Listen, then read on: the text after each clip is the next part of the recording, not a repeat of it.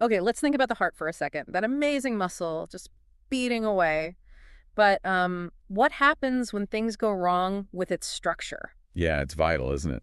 And today we're diving into one specific condition, arrhythmogenic right vessel, ventricular cardiomyopathy, Oh. ARVC for short.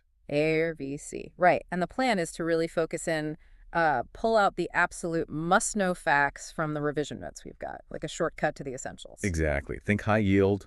We're going to boil it down, make it super clear, easy to remember, whether you're, prepping for an exam or just want to understand it better. Perfect. So mission accepted. Let's get the core info on ARVC.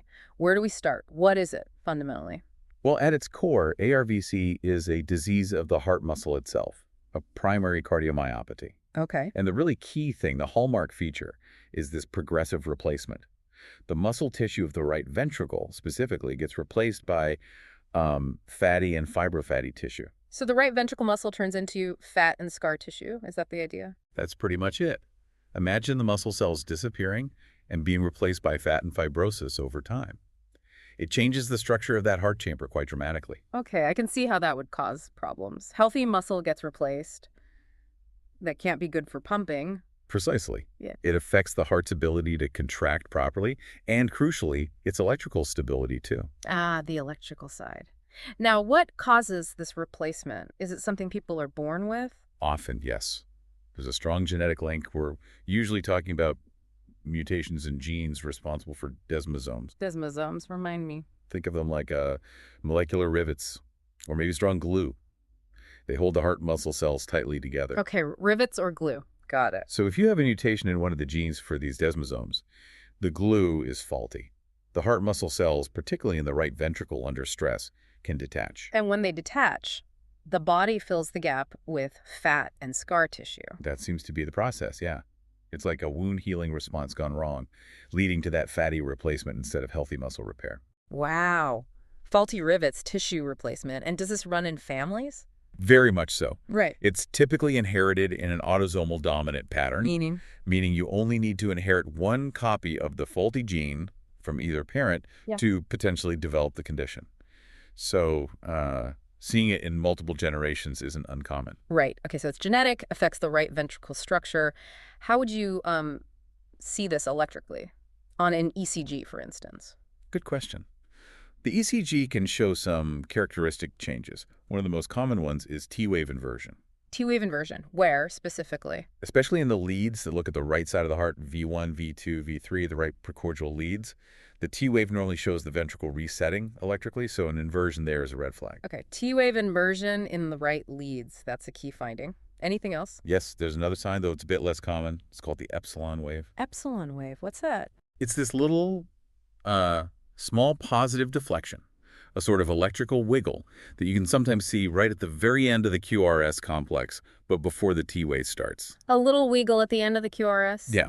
It represents delayed electrical activation in parts of the right ventricle. It's quite specific for ARVC when you see it, but maybe only present in, say, 50% of patients, give or take. So T-wave inversion is more common, epsilon wave is more specific, but seen less often. Exactly. Is there a way to remember those ECG findings easily, like a mnemonic? We could use TEA, T for T-wave inversion, E for epsilon wave, A for ARVC. TA for ARVC. I like it. Simple. Okay, so these structural and electrical changes, what's the actual impact on the person? What are the risks? Well, the big concern is arrhythmias, abnormal heart rhythms. Because that fatty, scarred tissue doesn't conduct electricity properly, it can create short circuits or areas of slow conduction. Leading to dangerous rhythms. Potentially, yes. Ventricular tachycardia, ventricular fibrillation. Yeah. These can be life-threatening.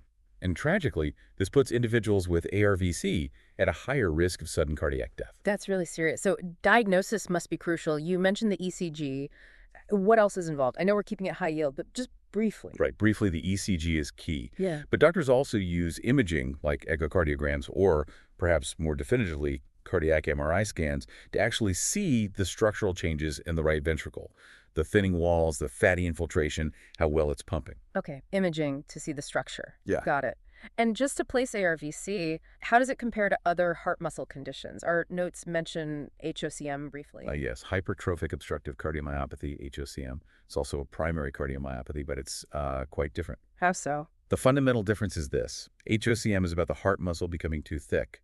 Usually the septum, the wall between the ventricles, thickens asymmetrically. Think muscle overgrowth. Whereas ARVC is about muscle being replaced by fat. Exactly. HOCM is thickening, often linked to mutations in genes like myosin heavy chain. ARVC is fatty replacement, linked to those desmosomal genes. Both can cause serious issues, like sudden death, particularly HOCM in young athletes, but the underlying pathology is totally different. Thickening versus replacement, a really important distinction. Okay, so let's recap ARVC quickly then. Sure. Key things for ARVC. It's the right ventricle. You get fatty and fibro-fatty replacement of the muscle. It's often genetic due to desmosomal mutations. Autosomal dominant, usually. Right.